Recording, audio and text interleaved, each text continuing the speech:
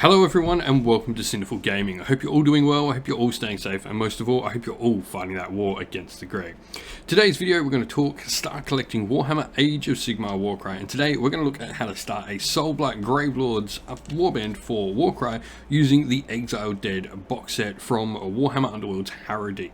Now you can find these rules for these particular models inside White Dwarf 477, which is the one with all the brand new Cornate stuff in it as well. And you'll get this and a bunch of the other Harrowdeep Warband rules inside that book.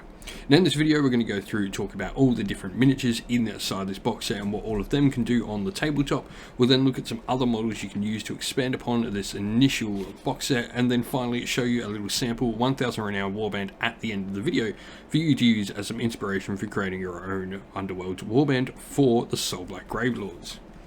Now with that said, let's talk about what is inside the box set, and it is led by Talos the Exile. He's the cool looking vampire. I know he looks like a necromancer, but he's actually a vampire. He's got 25 wounds, toughness of 4, he's got a nice little arcane bolt, ranged attack like most wizards, which actually has a strength of 6, so pretty powerful there, with 3/6 on the damage and 2 attacks. And then he's got 2 attacks in close combat at strength 4, which are going to be 2/4 on his damage.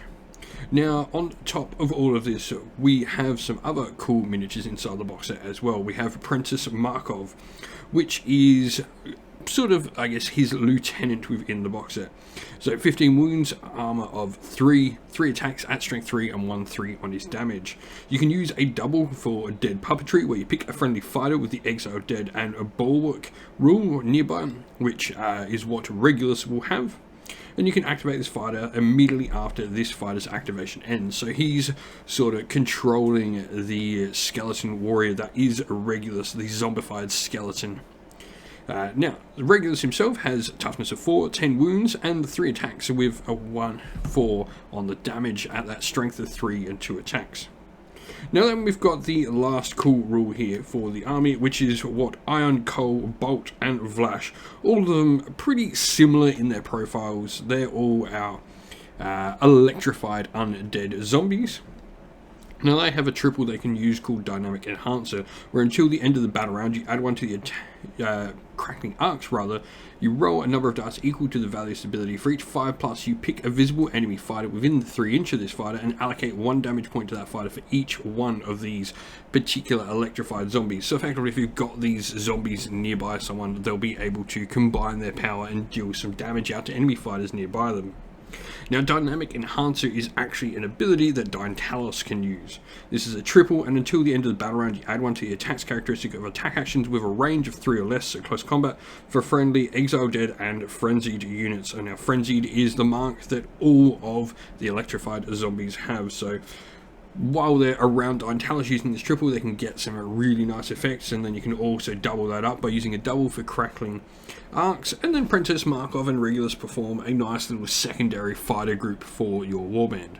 With that all said, let's take a look at how we can expand upon this with some other miniatures. And so, let's look at where we can go next. First up, we have the Necromancer. I think this is a great hero addition on top of the box set. First of all, the Necromancer, 20 wounds, toughness 3, and his arcane bolt with 3/6 on the damage, but only a strength of 3. But his big thing comes in the form of a quad he gives the warband, which is Van Hel's Dance Macabre. You can pick a number of visible friendly fighters with the minion rune mark, which a lot of the members of the Exiled Dead do, and you pick a number equal to the value of its ability within 6 inches of the Necromancer. Each fighter picked can make a bonus move or a bonus attack action, and you can choose to flip these however you want. So some can make moves, some can make attacks. A really nice, cool quad. If you can get this off, it can be really solid. Now, to go along with the Necromancer, we've got a couple of different options for some really fun minions to play around with. First of all, we have the Death Rattle Skeletons, and a big thing I like about them is their access to being able to take the spears.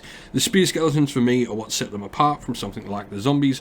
That 2-inch reach on those ancient spears really does give them the ability to not have to engage entirely, be able to support your other models in the fight as well. They've got a nice toughness of 4, 8 wounds, 1/4 on their damage, so they will go down a little bit easy, but they are nice for those supporting roles when your other fighters are sort of grinding down the enemy. Alongside them, we have the Deadwalker Zombies. Now, toughness of 4, 10 wounds, a little bit more survival than your ancient skeletons. They've got a strength of 3 and 1/4 on the damage again. These guys are just another option you can take. Both of them come at 50 points, and I think they work really nice together. Now, both of them have access to the Shambling Horde rule, which is a minion keyworded double we can use, where a fighter can only use this ability if they're within 6 inches of a friendly fighter with the leader room mark. That fighter can make a bonus move action a number of inches equal to the value of this ability, so you can just get some extra moves out of your units there. Now, alongside them, we have Graveguard. These are a much more elite skeleton unit available to us, and I particularly like them with the Great White Blades. They can choose to take shields, which gives them a little bit better defense, but I think just going all for that damage of getting 3 attacks at strength 5 for 2/4 on the damage is really nice with those Great White Blades. You, of course, go up to toughness 4, and you lose a little bit of that offensive power if you choose to go with the shields and white blades instead. But there's definitely some really cool things you can do with them. I think they're just a nice, better hitting option that aren't going to cost you too much of your Warband's points. And so here we have our sample warband at the end, obviously in Soul Blight Gravelords. Now, our leader is going to be Talos the Exile. Obviously, he's just a really solid leader to have, especially when we've got this many members of the Exiled Dead. And then we've got the fighters. We've got Princess Markov, Regulus, Iron Coil, Bolt, and Vlash. All in there, all the members of the Exiled Dead. They work really well together, especially Iron Coil, Bolt, and Vlash. You sort of combine them with Talos. And then you have Princess Markov and Regulus sort of as their own little group as well. Now, we've got 2 additional Deadwalker Zombies, 2 additional Skeleton Warriors with Ancient Spears in there as well, and a Graveguard with Great White Blade. Generally, I'd be looking to make those Deadwalker Zombies and those Skeletons with Ancient Spears work alongside the Exiled Dead Zombies in Iron Coil, Bolt, and Vlash, and then sending the Graveguard along with Regulus and Princess Markov. The Necromancer would certainly be joining Talos the Exile in sort of our main pushing force.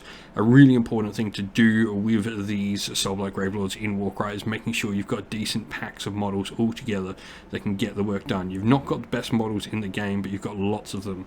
156 wounds is a ton to have to chew through in Warcry, and 13 models as well means you can put models all around the board and all around the table to control all the zones and all the objectives, so really great on the objective play there. With that all said, if you've been playing with Soulblight Gravelords in Warcry, let us know how you've been going down in the comments below, and also if you've had a chance to take out the Exiled Dead as well. Love to hear from everyone, once again down in the comments below. And so that's the end of the video. We hope you enjoyed it. If you did, please don't forget to leave a like and subscribe to the channel. If you'd like to come and chat more with me, a number of members of our fine little community here at Sinful Gaming, you can do so by following the link in our video's description to our Discord server. Finally, if you'd like to help support the channel, you can do so either by Patreon or YouTube members, both of which are linked down in the comments below. As a special thank you to those Patreon and YouTube members, we'd like to give you all a shout out. So thank you to our Patreons: Christian Weir, James, Soren, Greenskins Gaming, AJC, Kenny Lyle, Outer and Shot First, Andrew Bowen, Nathan Fee, The Rising 8, Cure Dynamic, Agu, Anthony B, Anton Nilsson, JJ Austrian, Average Wargamer, Domir, Mark Harvey, James Cater, Derek, and Giappi390. And a special thank you as well to Green Roots Gaming, Kenton Yun, Ronya, Lock Lorick, The Johnny84, David Ellsworth, Revenar, Wolfric Nick, Broken Chef, Ariana Edwards, Pink Nico Fire, and Robin Mankiller, our YouTube members.